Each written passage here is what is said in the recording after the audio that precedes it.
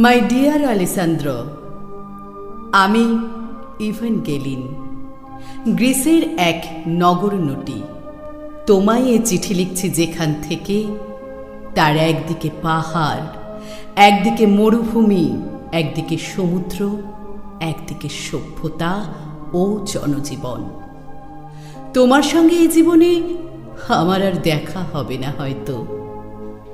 আজ আমি বহু দূরে চলে যাচ্ছি। গ্রিসের রাস্তায় তোমার সঙ্গে সেই পরিচয়। এরপর আমার নতুন জন্ম হয়েছিল বলা যায়। তুমি ইজেলের সামনে আমায় দাঁড় করিয়ে নগ্ন করেছিলে। আমায় নিয়ে যে ছবিগুলো এঁকেছিলে তার সংখ্যাটাও কম নয়, প্রায় 23টা। যে মেয়েটি খদ্দেরের অপেক্ষায় ওমেনিয়া স্টুডিওতে খোঁজ নিয়ে যেত, একদিন যে ছিল সেখানে সবচেয়ে উপেক্ষিত, ইভানগেলিন নামে যে মেয়েটির দর কখনো 50-এর ওপর ওঠেনি, আবার সেই ইভানগেলিনের শয্যাসঙ্গী হবার জন্য পাউন্ড, ডলার ও ইউরো নিয়ে দাঁড়িয়ে আছে বিজনেস ম্যাগনেটরা। ওমেনিয়া স্টুডিওতে সবচেয়ে কম পয়সায় বায়না করে তুমি আমায় নিয়ে গিয়েছিলে অলিক এক জগতে। আমায় পছন্দ করা দেখে তোমার মতো সুপুরুষ পেইন্টারের মতিভ্রম বলে টিটকিরি দিয়েছিল ইসাবেলা, লরেয়া, এমনকি পৌরা ভার্জিনিয়া পর্যন্ত।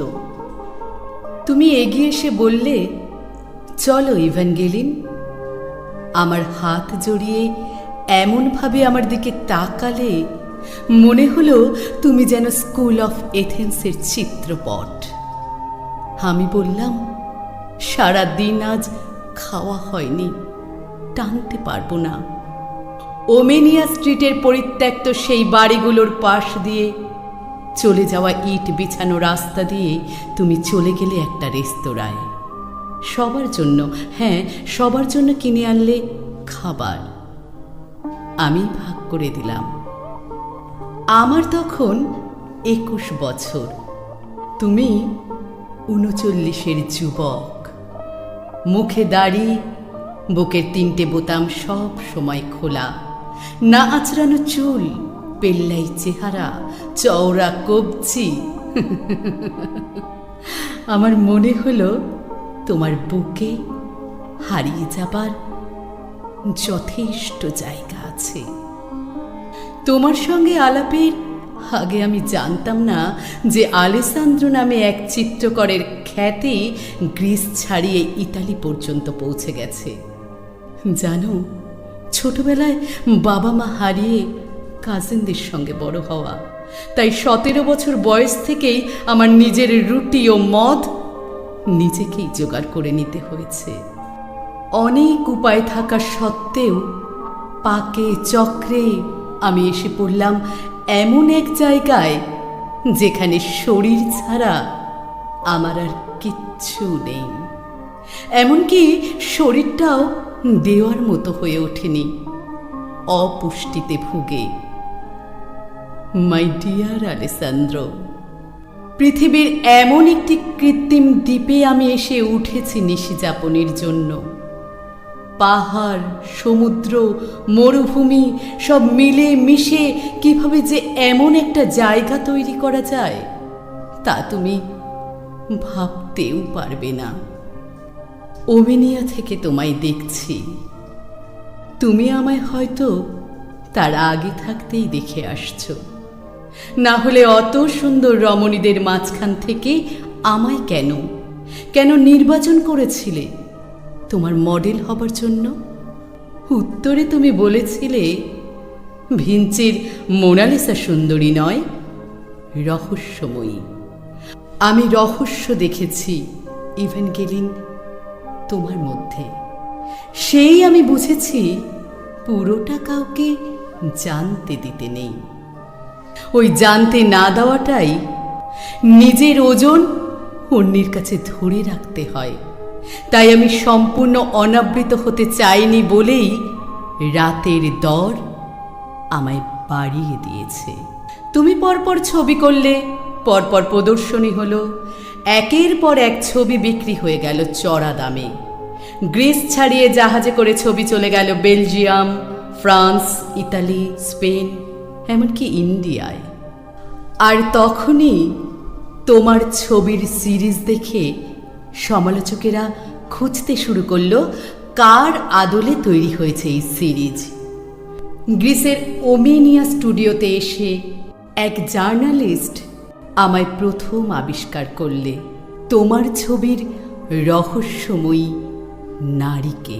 আমি টাকার জন্য বসেছি, দাঁড়িয়েছি, নগ্ন হয়েছি, কিন্তু আলেসান্দ্রো, কেন তুমি আমায় কোনোদিন, তোমার কি ছবি সব, আমায় ভোগ করতে ইচ্ছে হয়নি একবারও? আমি কনফিউজড। তোমার আগ্রহ নেই, নাকি তুমি অপারক, নাকি আমার কোনো কিছুই তোমার ইন্দ্রিয়কে জাগিয়ে তোলেনি? এটাই আমার কাছে রহস্য।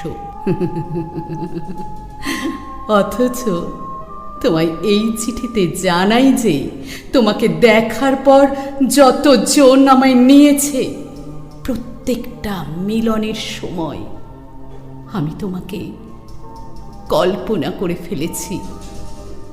এটা কি ডিজিজ, নাকি তোমার প্রতি আমার কামনা আলেসান্দ্রো? সেই সাংবাদিক তোমার ছবির রহস্য হিসাবে যখন আমায় নিয়ে ফিচার লিখল, তারপরেই আমি নজরে পড়ে গেলাম। আমার খোঁজ পড়ল। তখন তুমি আমায় নিয়ে করা সিরিজ রেখে চলে গেছো ল্যান্ডস্কেপ নিয়ে ভাবতে। যোগাযোগ কমে গেল। অথচ তোমার ছবি আমায় তুলে নিয়ে গেল আশ্চর্য এক জগতে। আমি হয়ে উঠলাম নায়িকা। আমায় পাবার জন্য মুখে রইল একটা শ্রেণী। এই আমার জীবনের ইউটার্ন। আলেসান্দ্রো, আজ এই নির্জন দ্বীপে এসে জানলার কাছে দাঁড়িয়ে আছি। এক ধনকুবেরের নিশিযাপনের সঙ্গিনী আমি। তোমায় এই চিঠি কেন লিখছি জানো? এই যে নির্জন দ্বীপে, এখানে এই ধনকুবেরের লিভিং রুমে তোমার সেই ছবিটা টাঙানো রয়েছে, যেটাই আমার হাতে তুমি একটা পাইথন ধরিয়ে দাঁড় করিয়ে এঁকেছিলে। আর পরনে ছিল একটা আফ্রিকান ড্রেস। বুকটা সম্পূর্ণ উন্মুক্ত হয়েও পাইথনের মাথায় ঢাকা পড়ে গেছে স্তনবৃন্ত। এই ধনকুবের আমায় ছবিটার সামনে দাঁড় করিয়ে দেখতে চাইল ছবিতে যেটা সে দেখতে পায়নি। আশ্চর্য, চেয়ে দেখছি আমি নিজেকে তোমার ছবিতে। এত দামি হয়ে উঠতে পারে ছবিটা শুধু এইটুকু আড়ালের জন্য? আর এইটুকু আড়াল সচক্ষে দেখবে বলে কেউ এত ডলার ব্যয় করতে পারে আমাকেই নেই? বিখ্যাত আমি হইনি আলেসান্দ্রো, তোমার ছবি হয়েছে। একদল বলেছে আমি তোমার ছবিকে বিখ্যাত করেছি। আসলে শরীর নাকি আর্ট, নুডিটি নাকি হিডেন পার্ট, কোনটা ঠিক জানি না। খুব ক্লান্ত হয়ে গেছি। একদিন যে মেয়েটা একটা পিৎজার জন্য হাপিত্যেশ বসে থাকতো, সেই ইভেনগেলিন আজ নিজেই একটা ইন্ডাস্ট্রি। এমন এক বিস্ময়ের মধ্যে দাঁড়িয়ে তোমায় চিঠি লিখতে খুব ইচ্ছে করলো। এত মানুষ আমার শরীরের জন্য অর্থ ব্যয় করলো, অথচ তোমার মতো সুপুরুষ কেন আমার প্রতি অনাসক্ত ছিল? সেই উত্তর আমায় জানিও। জীবনকে আমি খুব কাছে থেকে দেখেছি। বাস্তব কতটা রূঢ় হতে পারে তা আমি বুঝেছি ওমেনিয়ায় থাকার সময়। তাই আমার উদ্যোগে একটা ফাউন্ডেশন তৈরি হচ্ছে সারা পৃথিবীর নগরনটীদের চিকিৎসার জন্য, যাতে তারা বেঁচে থাকার ভরসা পায়। সেই খরচটুকু তাদের আবেদনের ভিত্তিতে পৌঁছে দেবার জন্য আমার এই উদ্যোগ। তোমার আমাকে নিয়ে করা প্রথম ছবিটার নামেই রেখেছি ফাউন্ডেশনের নাম, দ্য লাইফ অফ রিয়ালিটি। অ্যাথেনিন avenue, Eupolidos street, Palamidiou street, সব জায়গায় আলো জ্বলবে আলেসান্দ্রো। তোমার ছবি আমার ভিতর দিয়ে সেই আলো জ্বালিয়ে দিয়েছে। আজ যে ধনকুবের আমায় এখানে নিয়ে এসেছে, সে কথা দিয়েছে আমার এই উদ্যোগ সত্যি সত্যি আলোর মুখ দেখবে। পৃথিবীর দিকে তাকিয়ে ভালোবাসতে শিখেছি। যদি আমি তোমার ছবি হয়ে না উঠতাম, তাহলে এই ফাউন্ডেশন হয়তো হতো না।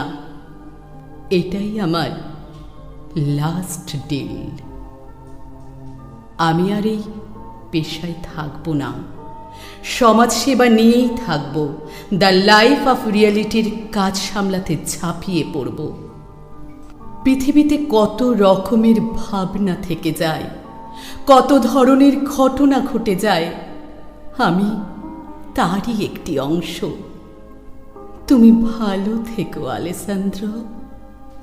তোমার ইভানগেলিন তোমায় মনে রাখবে চিরকাল।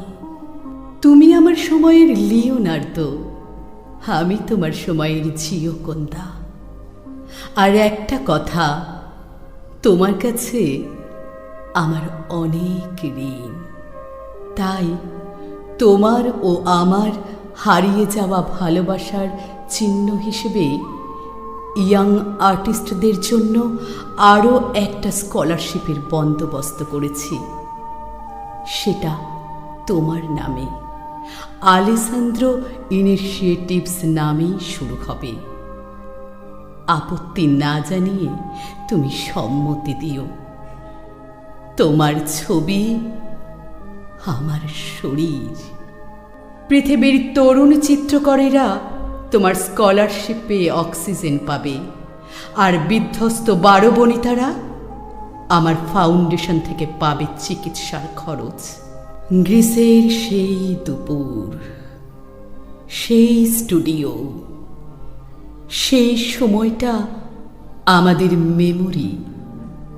তাকে আমি মনে রেখেই আমার সব কিছু আমি উৎসর্গ করে দিয়েছি সমাজের জন্য। শরীরটা ভালো নেই। শেষ ডিল থেকে সানরাইজের অপেক্ষায়। Good bye Alessandro, good bye. ইতি তোমার ইভানগেলিন। এক নগর নটির বন্ধুতা।